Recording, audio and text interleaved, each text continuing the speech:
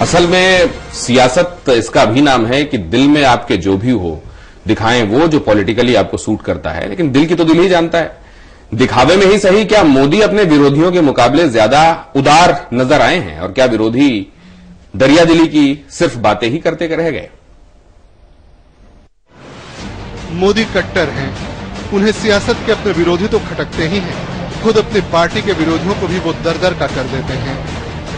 शंकर सिंह वाघेला, केशुभाई, आडवाणी का नाम लेकर उनके बारे में कही गई इन बातों को साबित करने की कोशिश होती है। लेकिन अगर ये मान ले कि सियासत बरतने से ज्यादा दिखाने का नाम है, तो क्या ये बातें कुछ कहती हैं? मेरी तीखी से तीखी आलोचना करते हैं। मैं भी राजनीतिक स्तर पर बहुत तीखी आलोचना करता हूं, लेकिन व्यक्तिगत तौर पर मेरे उनसे बहुत अच्छे संबंध है। वो भी नहीं नकारते हैं, मैं भी नहीं नकारता हूं। जयललिता जी के साथ मेरे उतने ही अच्छे संबंध है, न वो मैं नकारते हैं और न मैं नकारता हूं। इवन इन कांग्रेस इतने दिग्गज लोग हैं जिनका मेरा इतना प्रेम और स्नेहपूर्ण संबंध है। लोकतंत्र को दुश्मनी थोड़ी होती है। चुनाव जीतने के बाद सियासी विरोधी केशुभाई पटेल को मिठाई खिलाना, आडवाणी से कथित तल्खी के बाद सार्वजनिक मंच पर उनके पैर छूना,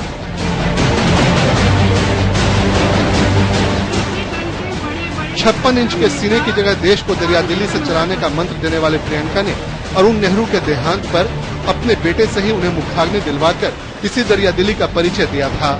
लेकिन सियासत में विरोधी के जीते जी सहनशीलता दिखा पाना क्या मुश्किल है? समय के लिए ब्यूरो रिपोर्ट।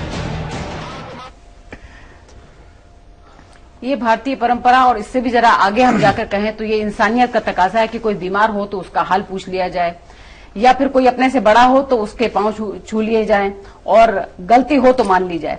लेकिन मोदी ऐसा करते हुए नजर आते हैं। किसके साथ वो करते हुए नजर आते हैं ये भी देखना होगा। केशुभाई पटेल के उन्होंने पांव छुए, मिठाई खिलाई, जबकि दोनों आमने सामने थे। केशुभाई बहुत नाराज थे और वो जानते थे कि वो जगह जहां पे मोदी खड़े हैं वहां पे केशुभाई को होना चाहिए। और यही आडवाणी के साथ, आडवाणी हाशिए पे गए, इसका कारण मोदी सब जानते हैं और माना भी जाता है, लेकिन उसके बावजूद सार्वजनिक मंच पर वो पैर छूते हैं। अरविंद, आपके पास आएंगे। इस इंप्रेशन, इस एक्सप्रेशन, इस शालीनता को आप क्या नाम देंगे? इसमें कुछ सियासत दिखती है या सिर्फ शालीनता है ये?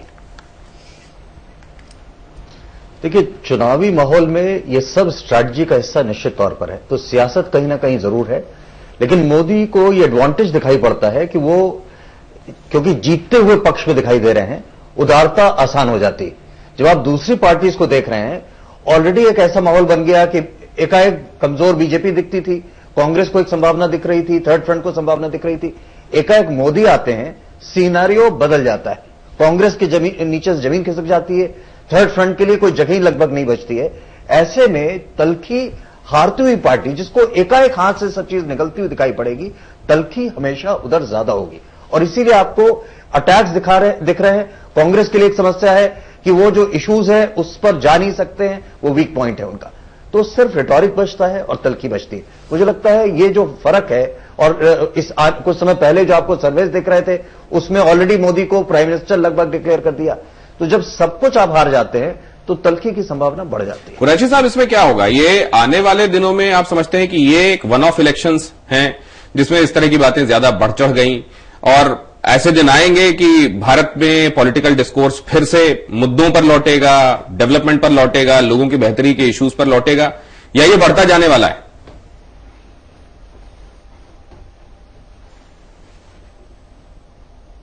बहुत ही डिसअपॉइंटिंग है, क्योंकि ये याद रखना चाहिए मॉडल कोड तो पॉलिटिकल पार्टीज नहीं, पालना करना भी उनका फर्ज बनता है।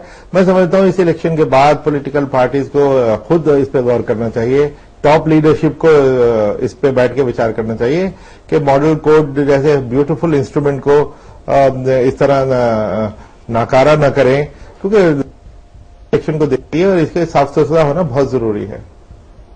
चलिए, इस बार पहले आम लोगों की बातें भी देख लेते हैं कि जब हमने पूछा कि क्या मोदी गांधी परिवार के मुकाबले ज्यादा उदार नजर आते हैं, तो देखिए क्या कहना है आम लोगों का।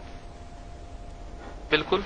किस तरह से आपको लगता है कि सेंसिटिव? किस तरह से लगता है, एक तो उनका जो भाषण अगर हम सुनते हैं तो एक अच्छी वो पॉजिटिवनेस आती है, तो अच्छा खासा वो, और आज की युवाओं में अच्छा प्रेरणा दे रहे हैं वो, तो बिल्कुल है, मैं मानता हूँ। पेशेंस, मेरे ख्याल से मोदी में पेशेंस कम है, मतलब इतनी पेशेंस नहीं है। नहीं, गांधी परिवार से ज्यादा सहनशील नहीं है, पर गांधी परिवार भी अभी इतना सहनशील नहीं है। नहीं, ऐसा मुझे तो नहीं लगता। वो कमेंट तो करते ही हैं। अगर गांधी परिवार एक बात करता है तो वो दो बातें ऊपर से सुनाते हैं उन्हें, तो ऐसा मुझे नहीं लगता। बद्री साहब, बहुत संक्षेप में, लेकिन लोग ये कहते हैं कि इसकी शुरुआत तो तब हुई थी जब उन्हें मौत का सौदागर कहा गया था। देखिए, एक जो तलखी में कोई यह बात आती है तो उसका आप तलखी से जवाब दे सकते हैं, लेकिन जो मोदी की स्ट्रेटजी है वो है चिढ़ाना। वो एक मौकरी करते हैं, और जो मौकरी होती है वो आदमी को एकदम तिलमिला देती है। नहीं, जैसे उन्होंने मुलायम सिंह के लिए 56 इंच का सीना कहा, 56 इंच का जवाब 56 इंच दे सकता था कोई, लेकिन उन्होंने मौकरी किया। एक मौकरी से एक चिढ़ाना जो किया उसने बहुत जनरेट किया एक तरह का हीट इस इलेक्शन में। तो तलखी नहीं है, बहुत उनकी जो स्ट्रेटेजी है, वो जो डिस्कर्सिव स्ट्रेटेजी है, वो एक तरह से चिढ़ाने वाली है। मतलब उनकी स्ट्रेटेजी के फेर में आ रहे हैं लोग, नकल करना शुरू, वो प्रोवोक करते हैं और लोग होते हैं। हाँ, बिल्कुल। तो इसमें गलती किसकी, फैसल साहब?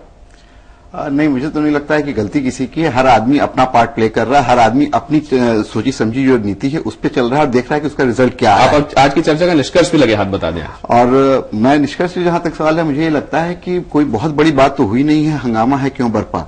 सीधी सी बात है कि प्रियंका गांधी ने इस बात को साफ करने की कोशिश की है कि हम लोगों के वैचारिक मतभेद बहुत अलग हैं। हम लोग दो घरानों की अगर बात करें या दो पॉलिटिकल जो अभी पोजीशंस हैं, पोल्स हैं, उनकी बात करें तो हम लोग बिल्कुल अपार्ट हैं। दोनों के मिलने का कहीं कोई संभावना नहीं है। और ये उदारता ना दिखाइए, उदारता जो आप दिखा रहे हैं वो करके दिखाइए, इसलिए उन्होंने ये बात कही है। मुझे लगता है इस पर ज्यादा चर्चा जो हो रही है, मुझे लग रहा है कि हंगामा है क्यों बरपा। ये एक जंग है, चुनाव एक जंग को की तरह देखते हैं पॉलिटिकल पार्टीज।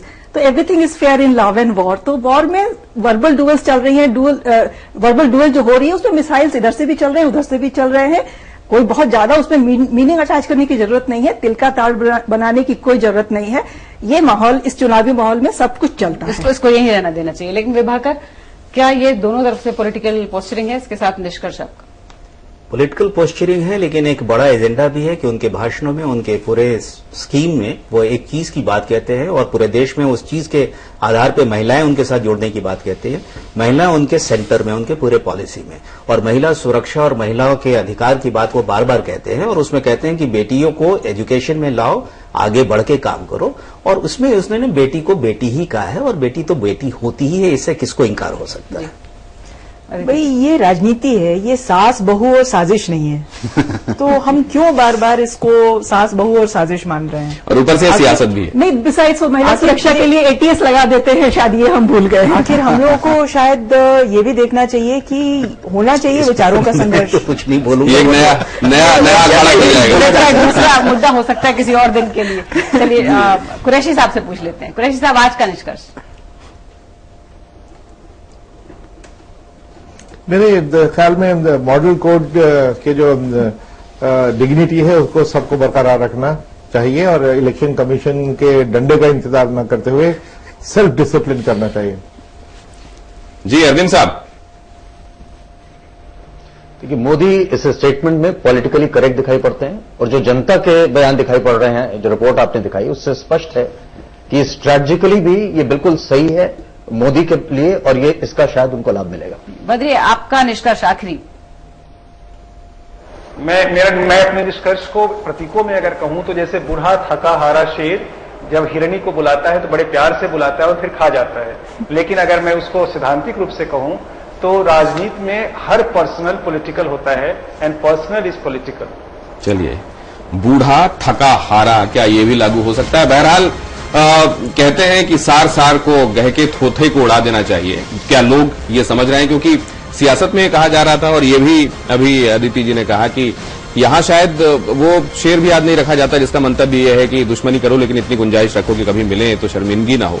यहां मिलने पर दोनों ही समझते हैं कि वो सिर्फ उस टारगेट ऑडियंस के लिए कहा गया था, लेकिन क्या टारगेट ऑडियंस इसको वैसे ही लेती है? बहुत धन्यवाद हमारे मेहमानों का हमारे साथ चर्चा में जुड़ने के लिए।